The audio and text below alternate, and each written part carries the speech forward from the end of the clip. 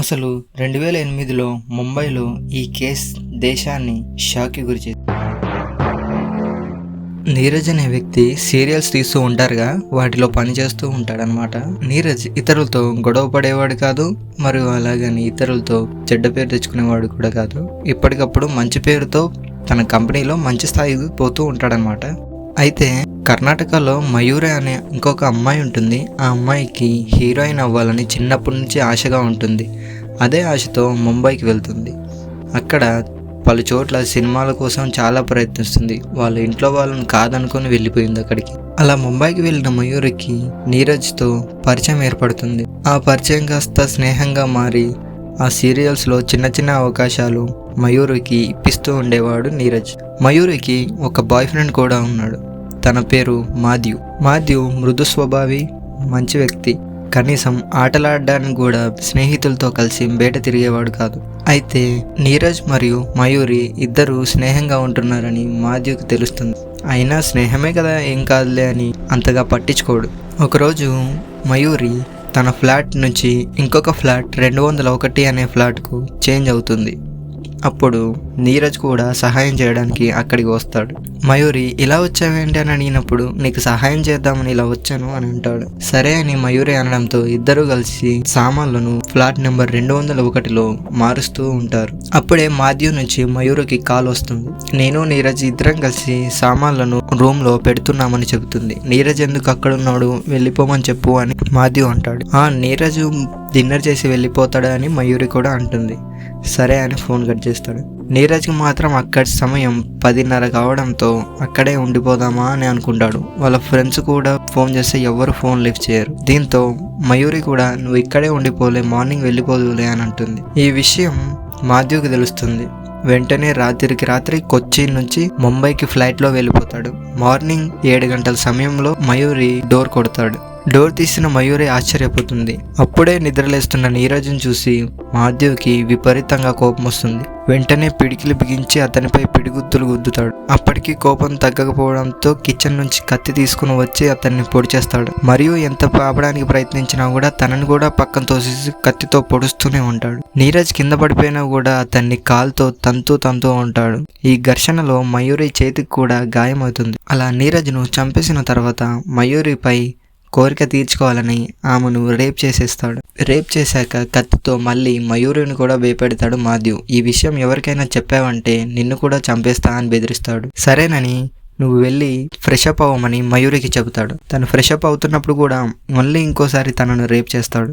ఇదంతా జరిగిన తర్వాత మయూరిని నీ ఫ్రెండ్స్ ఎవరైనా ఉంటే కార్ అడగమని చెబుతాడు. అప్పుడు మయూరి తన ఫ్రెండ్ కాల్ చేసి కార్ అడుగుతుంది. తన ఫ్రెండ్ ఎవరికైనా అడగ్గా నా బాయ్ ఫ్రెండ్ కోసం అని చెబుతుంది. సరేనని తన ఫ్రెండ్ మయూరికి కార్ తీసుకుని వెళ్ళమని చెబుతాడు. అపార్ట్మెంట్కి కొద్ది దూరంలోనే తన ఫ్రెండ్ ఇల్లు కూడా ఉంటుంది. సరేనని మయూరి కార్ కోసం ఆటోలో తన ఫ్రెండ్ ఇంటికి బయలుదేరుతుంది. దారిలో వెళ్ళినప్పుడే మాథ్యూ మయూరికి ఫోన్ చేసి వచ్చేటప్పుడు షాపింగ్ మాల్లో పాలిథిన్ బ్యాగ్స్ కూడా తీసుకుని రమ్మని చెబుతాడు. దీంతో మయూరి పాలిథిన్ బ్యాగ్స్ మరియు తన ఫ్రెండ్తో కార్ను తీసుకొని మాథ్యూ దగ్గరికి వస్తుంది. ఇవన్నీ చేసి మయూరి వచ్చేలోపు మాథ్యూ నీరజ్ బాడీని బాత్రూంలోకి తీసుకువెళ్ళి కత్తితో చిన్న ముక్కలుగా కట్ చేస్తూ ఉంటాడు. దాదాపు 100కు పైగా ముక్కలు చేసిన తన శరీరాన్ని ఆ ప్లాస్టిక్ బ్యాగుల్లో వేసుకొని కార్ డిక్కీలో పెట్టుకొని అక్కడి నుంచి బయలుదేరడం ప్రారంభిస్తారు. దాదాపు సిటీకి దూరంగా 2-3 టోల్ గేట్ల తర్వాత ఒక అరణ్యం లాంటి ప్రాంతంలో కార్ను ఆపమని మాథ్యూ చెప్తాడు. మయూరి అక్కడ కార్ను ఆపేస్తుంది. అక్కడ నీరజ్ యొక్క శరీరం ముక్కలను ఒక చోట వేసి పెట్రోల్ పోసి నిప్పు అంటించేస్తాడు. తర్వాత మయూరి మరియు మాథ్యూ వాళ్ళ ఇంటికి తిరిగి వెళ్ళిపోతారు. తిరిగి వెళ్ళిపోయిన తర్వాత నీరజ్ యొక్క ఫోన్ ఇంట్లోనే ఉండడం గమనిస్తారు. నీరజ్ ఫ్రెండ్కి కాల్ చేసి మయూరి ఇలా చెబుతుంది, నీ ఫ్రెండ్ ఫోన్ను ఇక్కడే మర్చిపోయాడు, నైట్ ఇక్కడే ఉన్నాడు, మార్నింగ్ వెళ్ళిపోయాడు అని చెబుతుంది. ఈ ఫోన్ని తీసుకొని వెళ్ళమని నీరజ్ ఫ్రెండ్కు మయూరి చెబుతుంది.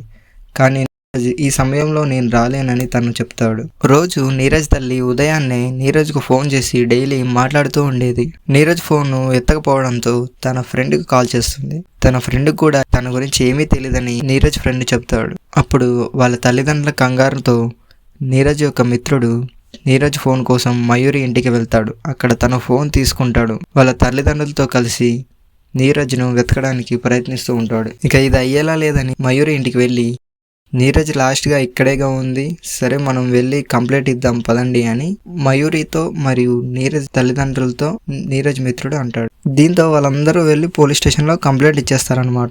కంప్లైంట్ ఇచ్చినప్పుడు ఇన్వెస్టిగేషన్ చేయడానికి పోలీసులు అప్పుడు రంగంలోకి దిగుతారు. నీరజ్ చివరిగా మాట్లాడింది ఎక్కువ సార్లు మయూరితోనే అని తెలుస్తుంది. మయూరిని ఇన్వెస్టిగేషన్ చేయగా తను మార్నింగే వెళ్ళిపోయాడు, రాత్రి మాత్రం అక్కడే లేట్ అయిందని ఉన్నాడు, కానీ మార్నింగే వెళ్ళిపోయాను కానీ నాకు అంతకుమించి ఏం తెలియదు అని చెప్తుంది. ఆ తర్వాత మయూరి ఫోన్ చెక్ చేసినట్టయితే దాదాపు 1000 నుంచి 1200 సార్లు మాథ్యూ తనకు ఫోన్ చేసి ఉంటాడు. ఇన్నిసార్లు తనకు ఎందుకు కాల్ చేశాడు అని అతనిపై ఇన్వెస్టిగేషన్ చేయగా అప్పుడు మాథ్యూ కూడా అక్కడ ఉన్నాడని, ఈ విషయం ఎందుకు పోలీసులకు చెప్పలేదని ఆమెను తిట్టడం జరుగుతుందన్నమాట. తర్వాత మయూరి ఇచ్చిన స్టేట్మెంట్కు ఇంటి దగ్గరికి వెళ్ళి పరిశీలించిన తర్వాత అక్కడ సిచ్యువేషన్స్ను చూస్తే రెండిటికి సంబంధం ఉండదు. మయూరికి దీంతో ఏదో సంబంధం ఉందని పోలీసులు గట్టిగా నమ్ముతారు. పోలీసులు మయూరిని గట్టిగా అడగ్గా మయూరి మాథ్యూనే నీరజ్ను చంపేశాడని చెప్పేస్తుంది.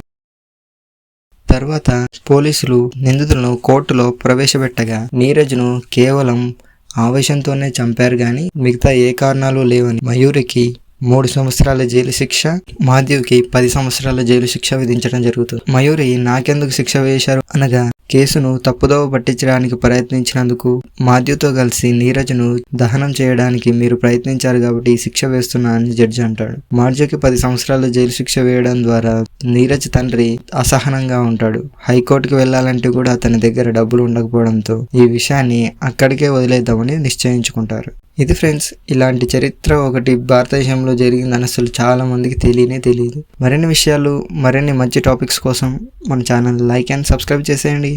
ఉంటాం అలా.